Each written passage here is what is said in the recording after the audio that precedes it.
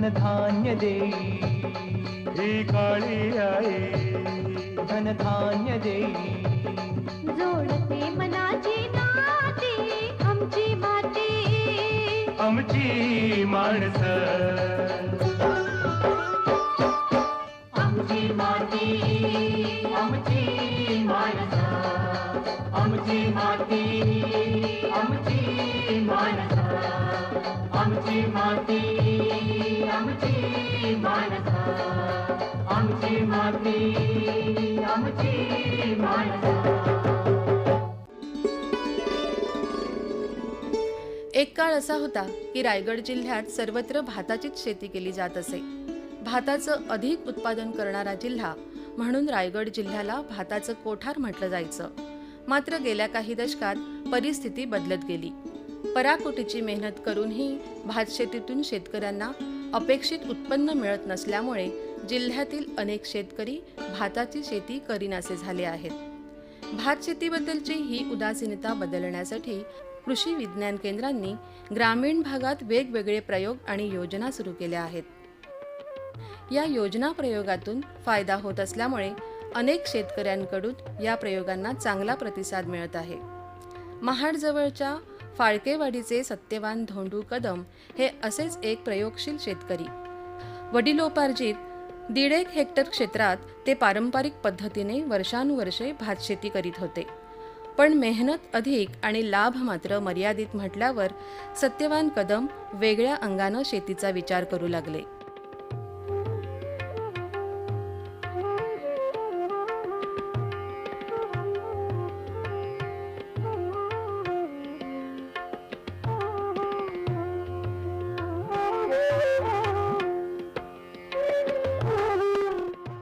खऱ्या अर्थाने भात पीक हे फार इथल्या शेतकऱ्याला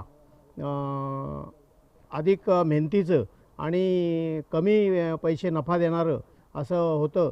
आणि मग माझ्याकडे असणारी जी जमीन आहे त्या जमिनीमध्ये विहीर घेतली आणि ही विहीर घेतल्यानंतर असं लक्षात आलं की काही झालं तरी आपल्याला फक्त भात पीक किंवा वरी नाचणी हे घेण्यापेक्षा पडीक जमिनीमध्ये हापूस म्हणजे कलमं घेणे, लिंबीची लागवड, काजूची लागवड, नंतर आवळा या पिकाची लागवड करण्यासाठी इथं सुरुवात केली.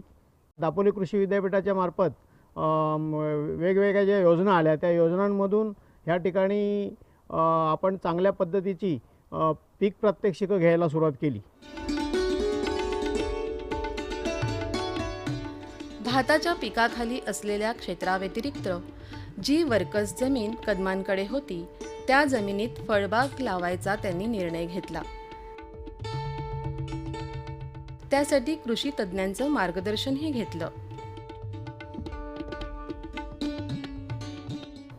पारंपरिक शेतीबरोबर जे वडील शेती करायचे आणि भात पिकाशिवाय दुसरं कोणतं काही पीक घेत नव्हते.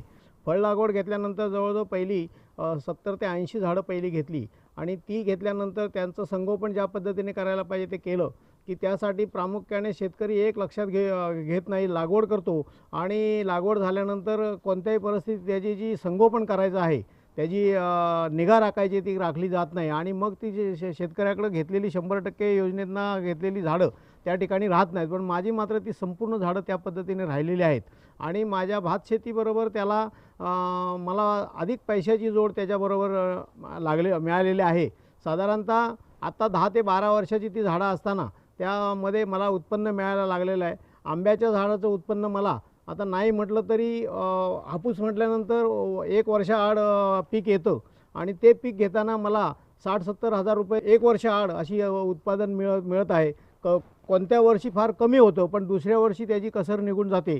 अशा पद्धतीने जर आपण शेतकऱ्यांनी वर्कस जमिनीमध्ये जर फळझाडांची लागवड केली, काजूची म्हणा, आंब्याची म्हणा, तर आपल्याला चांगल्या पद्धतीने त्या ठिकाणी उत्पन्न मिळेल आणि भाताबरोबर हेही उत्पन्न आपल्याला आपल्या जमिनीमध्ये येईल. शेतकरी बांधवांनो, आंब्याच्या लागवड जी केलेली आहे ती साधारणतः 10 मीटर बाय 10 मीटर अंतरावर केली आणि त्याच्यामध्ये आंतरपीक म्हणून आवळा नंतर लिंबी ह्याची जर लागवड केली तर तेही उत्पादन आपल्याला चांगल्या पद्धतीने मिळेल. साधारणतः मी 70 झाडं लिंबूची लावलेली आहेत आणि आता ह्या वर्षापासून मला त्याचं उत्पादन सुरू होईल.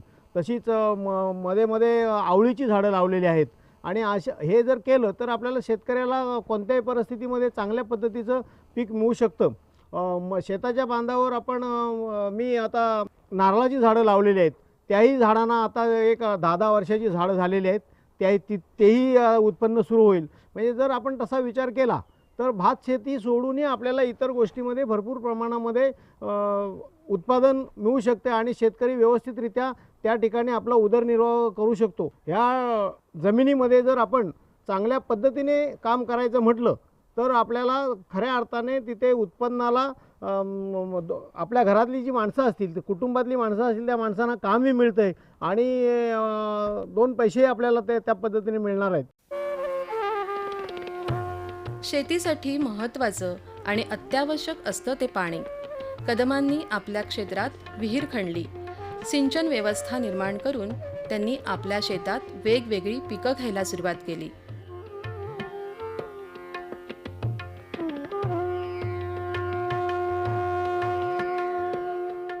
माझ्या शेतामध्ये मी जी विहीर घेतली त्या विहिरीमध्ये पाणी मुबलक लागलं. मुबलक लागल्यानंतर आणि तिथं पंप करून घेतल्यानंतर त्या ठिकाणी भेंडी उत्पादन, भुईमुगाची लागवड, वांगी, टोमॅटो, कोबी आणि अशा पद्धतीने आम्ही त्या ठिकाणी उत्पादन घ्यायला सुरुवात केली. उन्हाळीही माझ्या घरच्या माणसांना काम मिळालं आणि उत्पन्नामध्ये चांगली भर झालेली आहे. कृषी विज्ञान केंद्राच्या मार्गदर्शनाखाली सत्यवान कदम यांनी गावात शेतकरी मंडळाची स्थापना केली.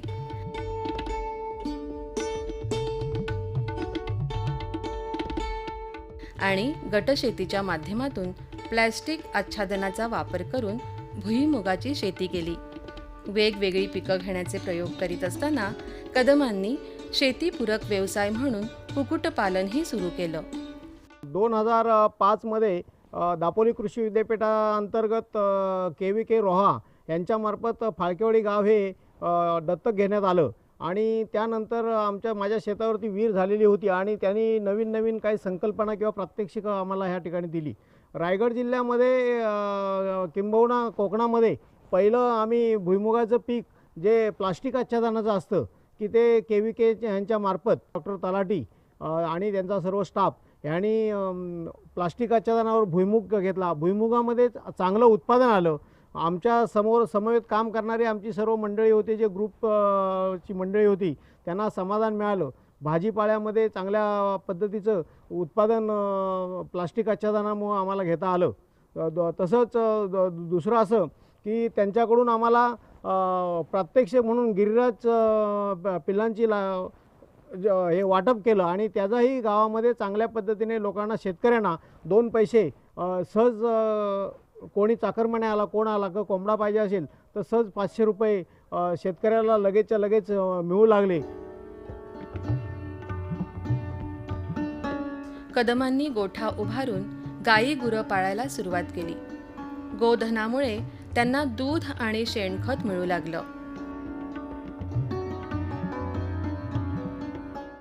पॅक हाऊस अधिक गुरांचा गोठा घेतला. त्याच्यामध्ये आता एक 8 जनावरं, गायी आहेत, बैल आहे, त्याच्यासोबत भरपूर जागा आता या ठिकाणी झालेली आहे. तर तशा पद्धतीने जर अंगमेहनत केली तर चांगल्या पद्धतीने ह्या ठिकाणी पॅक हाऊससोबत तुम्ही गुरांचा गोठाही ह्या ठिकाणी होईल की जेणेकरून माझी इथं शेती मुबलक आहे. ह्या शेतीला मला शेणखताचा वापर करता येईल आणि जेणेकरून मी सेंद्रिय शेतीकडे वळू शकतो. कारण आज सेंद्रिय शेती जर आपण केली नाही तर आपल्याला हे रासायनिक खतांच्या त्याचे जे साईड इफेक्ट्स आहेत किंवा त्याच्यामधून जे वेगवेगळे रोगराईला आमंत्रण जे दिलं जातं आहे, तर त्यासाठी जर आपण रासायनिक खताऐवजी सेंद्रिय शेतीकडे वळलो तर उत्पादनही चांगलं मिळतं आहे, मागणी चांगली आहे. ह्या ठिकाणी दुधाचं उत्पादन सुरू झालेलं आहे. दापोली कृषी विद्यापीठाचं KVK रोहा यांच्यामार्फतही बऱ्याचशा योजनांची माहिती पुरवली जाते. वेळोवेळी या ठिकाणी येऊन प्रात्यक्षिकं घेतली जातात. आमची माती आमची माणसं.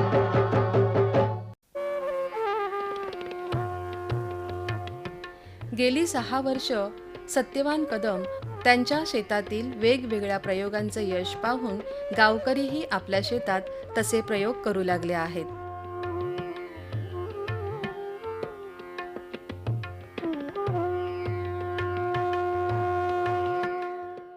या ठिकाणी गेले 6 वर्ष आम्ही रायगड जिल्ह्यामध्ये कृषीविषयक विस्तार आणि प्रचाराचं कार्य करीत आहे.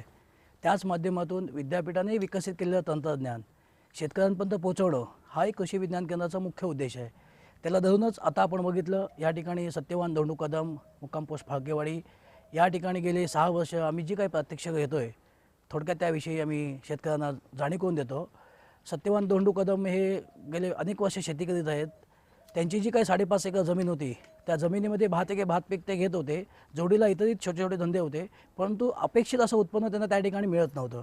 तर या माध्यमातून ज्यावेळी ते कृषी विज्ञान केंद्राच्या संपर्कात आले त्यावेळी त्यांना असं आम्ही सुचवलं की भाताच्या ऐवजी तुम्ही इतर पिकं घेतली त्याच्यामध्ये भुईमुग असेल, चवळी असेल, मटकी असेल किंवा त्या जोडीला इतर पूरक जोडधंदे असतील, शेळीपालन असेल किंवा कुक्कुटपालन असेल किंवा दुग्ध व्यवसाय असेल, तर आलेलं जे काही उत्पन्न आहे ते चांगल्या पद्धतीने आपण घेऊ शकतो. शिवाय ह्याचा आणखीन एक फायदा काय होऊ शकतो की भाताचा जो पेंडा आहे तो गुरांना खाद्य म्हणून आपण घालू शकतो आणि जनावरांचं जे शेणमूत्र येईल ते शेतीसाठी आपण वापरू शकतो. कारण सेंद्रिय शेतीतून जास्तीत जास्त उत्पन्न काढायचा हा त्यांचा पहिल्यापासूनचा मानस होता की जेणेकरून आज आपण बघतोय की भरमसाठ रासायनिक खतं टाकल्यामुळे जमिनीची जी काय आपण कत्तल करतोय, थोडक्यात रासायनिक खताच्या अवितरित वापरण्यामुळे जमिनीचा जो जडणघडण आहे, सुपीकता आहे ती कमी कमी होत चाललेली आहे. तर त्याच्यावरती मात करण्यासाठी जर आपण एकात्मिक शेती पद्धतीचा अवलंब केला, त्याच्यामध्ये जर आपण भात जोडीला भाजीपाला असेल, कडधान्य असेल किंवा कुक्कुटपालन, शेळीपालन असेल, अशा प्रकारे जर आपण नियोजन केलं तर काही वेळा आता आपण बघतोय की पाऊस पडतोय नाही पडत, थोडं लहरी पण आलेलं आहे.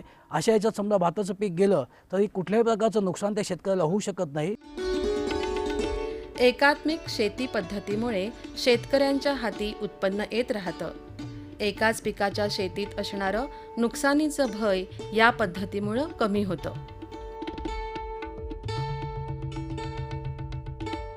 तर अशा पद्धतीने एकात्मिक शेती पद्धतीच्या माध्यमातून 2008 साली त्यांना आपण कृषी विज्ञान केंद्रामार्फत भुईमुग बियाणं उपलब्ध करून दिलं होतं. आणि ह्या ठिकाणी थोडंसं आम्ही जेव्हा सर्वे केला तेव्हा असं आढळलं होतं की ह्या ठिकाणी गवत अतिशय मोठ्या प्रमाणात येतं आणि शिवाय पाण्याची कमतरता. ह्याच्यावरती मात करण्यासाठी भुईमुगामध्ये प्लास्टिक आच्छादनाचा वापर हे तंत्रज्ञान वापरून आपण भुईमुगाचं उत्पन्न घेतलं. साधारणतः हेक्टरी आपल्याला 35 क्विंटल उत्पन्न मिळालं. अतिशय चांगल्या प्रकारचं आणि कोणत्याही प्रकारचं गवताचा त्या ठिकाणी प्रादुर्भाव जाणवला नाही. तसंच त्या ठिकाणी चवळीचंही आपण कोकण सदाबहार ही विद्यापीठाने विकसित जात दिली होती. त्याच्यात त्यांनी थोडंसं चेंज करून मॉडिफिकेशन करून पाणी देण्याची पद्धत त्या ठिकाणी त्यांनी तुषार सिंचन वापरल्यामुळे त्यांना अतिशय चांगलं 23 क्विंटलपर्यंत उत्पादन मिळालं होतं. थोडंसं जोडधंद्याच्या दृष्टीने त्यांना कोंबड्याची पिल्लं आपण उपलब्ध करून दिली होती. त्यामध्ये गिरिराज पक्षी अतिशय चांगला पक्षी आहे. एका पक्षापासून साधारणतः एका वर्षाला 150 ते 160 अंडी मिळतात. शिवाय 5.5 ते 6 महिन्यामध्ये हे पक्षी साधारणतः 1 ते 1.25 किलोचा होऊ शकतो. आज जर साधारणतः आपण बाजारामध्ये बघितलं तर 200 ते 250 रुपये किलोनी जर आपण बघितलं तर एका पक्षाचे 125 ते 150 किलोप्रमाणे साधारणतः 200, 250, 300 रुपये आपल्याला सहज मिळू शकतात. तर शेतकरी बंधूंना माझं आव्हान एवढंच आहे की अशा प्रकारे जर आपण आपल्या परसबागेमध्ये एक 20 ते 25 कोंबड्याची पिल्लं घेतली तर आरामात तुम्हाला साईड बाय साईड शेती व्यतिरिक्त जोडधंदा म्हणून 2 पैसे मिळू शकतील. त्याचप्रमाणे भाताला पर्याय म्हणून थोडंसं आज नाचणी एक अतिशय महत्त्वाचं दुर्लक्षित पीक आहे. आज नाचणी डायबिटीस लोकांसाठी अतिशय महत्त्वाचं आहे. तर गेले 2 वर्षापूर्वी त्यांच्याकडे आम्ही दापोली 1 ही विद्यापीठाने विकसित नाचणीची जात आहे ती घेतली होती. त्यांना अतिशय चांगल्या प्रकारे त्याचं उत्पन्नही मिळालं होतं. शेतकऱ्यांच्या गरजा लक्षात घेऊन विकसित करण्यात आलेली कृषी यंत्रसामुग्री आणि कृषी तंत्रज्ञान शेतकऱ्यांना मोठा फायदा मिळवून देत असतं.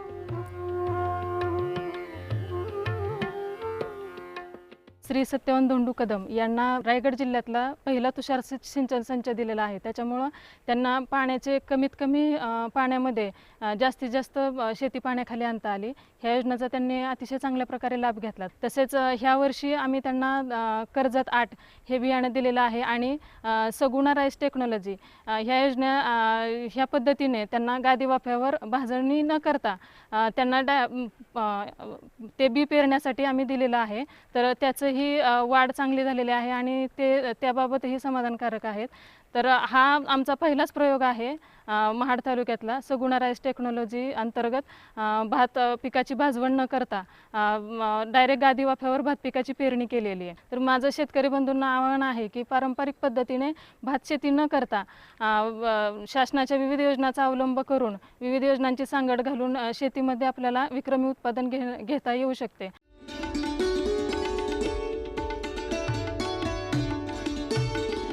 कोकण कृषी विद्यापीठ कृषी विज्ञान केंद्राच्या अधिकारी तज्ज्ञांच्या मार्गदर्शनानुसार शेती पिकात बदल करतानाच शेतीपूरक व्यवसायाच्या माध्यमातून सत्यवान कदमांनी स्त्रियांना रोजगारही उपलब्ध करून दिला आहे. सत्यवान धोंडू कदम यांच्या मार्गदर्शनाखाली आम्ही हा एकत्र गट मिळून शेती भाजीपाला ह्या कसा तयार करायचा, विक्री कशी करायची ही त्यांच्या मार्गदर्शनाखाली आम्ही सगळी भाजीपाला, वांगी, मिरची, टॅमॅटो व कोबीचं पण उत्पादन असा मोठ्या पद्धतीने घेतला की आम्हाला एक कांदा जवळजवळ 2.5-3 किलोचा असा कांदा मिळाला. त्याच्यातून आम्ही शेजारी आमचे आसपासची गाव आहे तिथे आम्ही बाहेर भाजीपाला विक्री करतो. तिथून आमचे घरचा पण त्याच्यावरतीच भागतो, आमचा घरचा भाजीपाल्याचा खर्च त्याच्यावरतीच भागतो.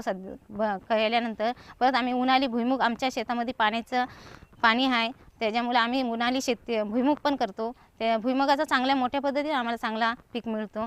त्यातून आम्ही आमचा वर्षाचा तेळाचा खर्च किंवा आमच्या गुरांचा पेंडीचा खर्च हा त्यातूनच भागवतो. आम्ही एकत्र गटातील सगळ्या 10-11 महिला एकत्र मिळून हा सगळा भाजीपाला आम्ही एकत्र महिला करतो. असाच दुसऱ्या महिलांनी पण एकत्र 10-20 महिलांनी एकत्र मिळून गट तयार करून असंच की उत्पादनाला वाढ करावी.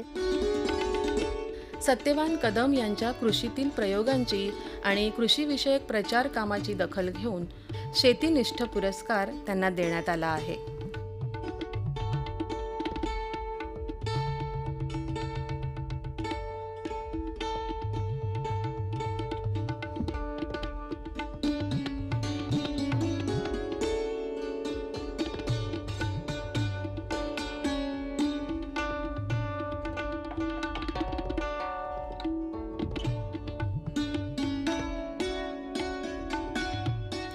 आधी केले मग सांगितले या उक्तीप्रमाणे वेगवेगळे कृषी प्रयोग आपल्या क्षेत्रात यशस्वीपणे राबविणाऱ्या सत्यवान कदमांचा संदेश अनेक शेतकऱ्यांना निश्चितच नवा मार्ग दाखवील.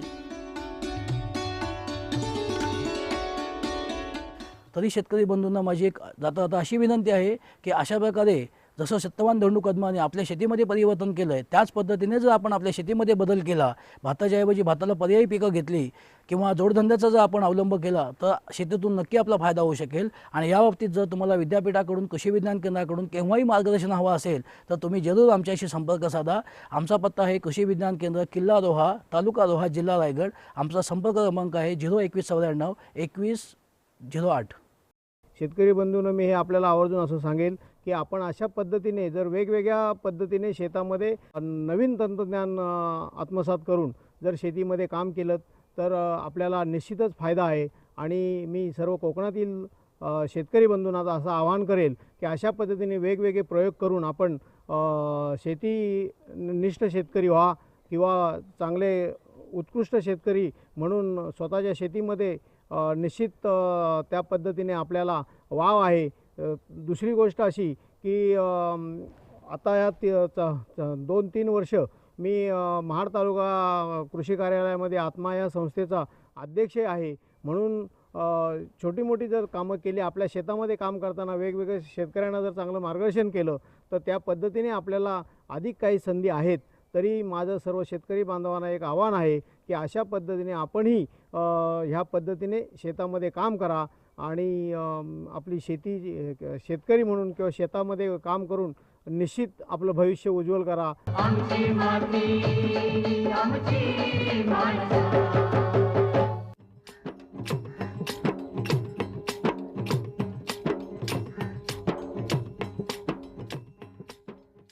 सीताफळ हे अतिशय काटक फळ असून यावरती पूर्वी कुठल्या प्रकारचा रोग येत नव्हता. परंतु अलीकडे ह्या पिकामध्ये समस्या ज्या आहेत ह्या मोठ्या प्रमाणामध्ये वाढत चाललेल्या आहेत. आणि यामध्ये सर्वात महत्त्वाचा रोग म्हणजे सीताफळाचे फळं काळी पडणे. आणि यामुळं ह्या फळ पिकाचं अतिशय मोठ्या प्रमाणावरती नुकसान होतं. महाराष्ट्रामध्ये ज्या ज्या ठिकाणी सीताफळ हे पीक घेतले जाते त्या सर्व भागामध्ये ह्या रोगाचा मोठ्या प्रमाणावरती प्रादुर्भाव आपल्याला दिसून येतो. त्यातल्या त्यात पुणे जिल्ह्यामधील पुरंदर तालुक्यामध्ये या रोगाचा प्रादुर्भाव हा मोठ्या प्रमाणावर दिसून येतो. या रोगामुळे जवळजवळ सरासरी 30 ते 40% नुकसान होतं. आणि जर अनियंत्रित बाग असेल तर जवळजवळ 100% नुकसान होतं. या रोगाचा प्रादुर्भाव हा झाडाच्या संपूर्ण भागावरती दिसून येतो. परंतु असं असलं तरी पण त्यातल्या त्यात फळावरती रोगाचा प्रादुर्भाव हा जास्त प्रमाणामध्ये दिसून येतो. बऱ्याच वेळेस शेतकऱ्यांना हा रोग आपल्या बागेमध्ये आलेला आहे याची जाणीव होत नाही. आणि ज्यावेळेस प्रत्यक्ष फळावरती रोग होतो त्यावेळेस त्यांना तो आपल्या बागेमध्ये आला आहे हे समजतं. परंतु त्याआधीच हा रोग आपल्या बागेमध्ये आलेला असतो आणि त्याची जी सुरुवात आहे ही कोवळ्या शेंड्यापासून होते आणि या रोगामुळं जे फुटीचे जे कोवळे शेंडे आहेत हे काळे पडतात आणि ते जळून जातात आणि नंतर कालांतराने ते राखाड रंगाचे होतात. त्यानंतर ज्या कोवळ्या काळ्या असतात आणि कोवळी फळं असतात यावरती हा रोग येतो आणि ह्या काळ्या आणि फळं ही काळी पडून गळून जातात. परंतु या रोगाची जी विशिष्ट लक्षणे ही मात्र फळावरती दिसतात. तर फळाच्या देठाकडील भागावरती या रोगाची जी विशिष्ट लक्षणे दिसतात त्यामध्ये गोलाकार आकाराचे ठिपके, नंतर हे ठिपके अतिशय गर्द जांभळट ते काळपट रंगाचे असतात आणि ते थोडेसे खुळगट असतात.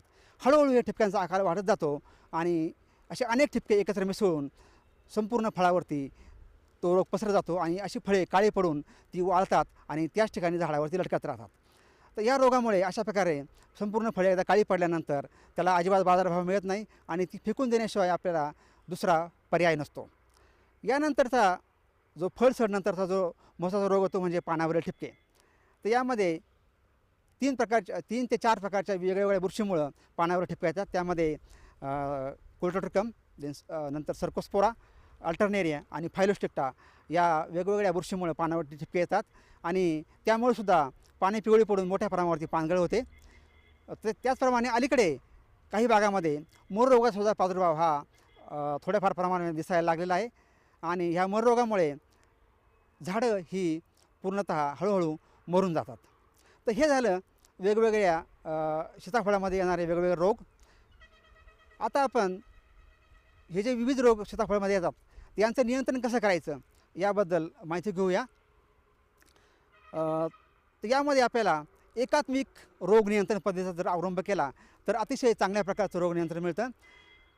फवारणीबरोबरच विविध जी मशागत तंत्र आहे या मशागत तंत्रांचा जर अवलंब केला तर अतिशय उत्कृष्ट रोग नियंत्रण मिळतं. मशागत तंत्रामध्ये सर्वात महत्त्वाचं जे मशागत तंत्र ते म्हणजे बागेची स्वच्छता. बागेमध्ये झाडावरती त्याचप्रमाणे जमिनीवर जी रोगट फळं पडलेली असतात किंवा ज्या कळ्या आणि पानं गळून पडलेली असतात ते ताबडतोब गोळा करून त्यांचा नाश करावा. त्याचप्रमाणे बागेची छाटणी करणंसुद्धा अतिशय गरजेचं आहे. तर यामध्ये फक्त ज्या रोगट शेंडे आहेत या रोगट शेंड्याची थोड्या निरोगी भागासाठी छाटणी करावी आणि नंतर त्यांचा नायनाट करावा. नंतर शिफारशीत खतांचा अवलंब करावा. जर आपण जास्त प्रमाणामध्ये नत्रयुक्त खतं वापरली तर रोगाचं प्रमाण हे वाढतं आणि आपापच मोठ्या प्रमाणावरती बागेमध्ये रोग येतो. त्याचप्रमाणे पाण्याचं नियोजन हे सुद्धा अतिशय महत्त्वाचं आहे. बागेमध्ये जास्त पाणी साठणार नाही याची काळजी घ्यावी आणि ज्या शेतकऱ्यांना शक्य असेल अशा शेतकऱ्यांनी थोडासा लवकर बहार धरावा. म्हणजे साधारणपणे मार्च एप्रिल महिन्यामध्ये बहाराचं पाणी द्यावं आणि लवकर बहार धरल्यामुळं पावसाळ्यामध्ये जो जास्त प्रमाणामध्ये रोग येतो त्या रोगापासून आपल्याला आपल्या बागेचं संरक्षण करता येतं.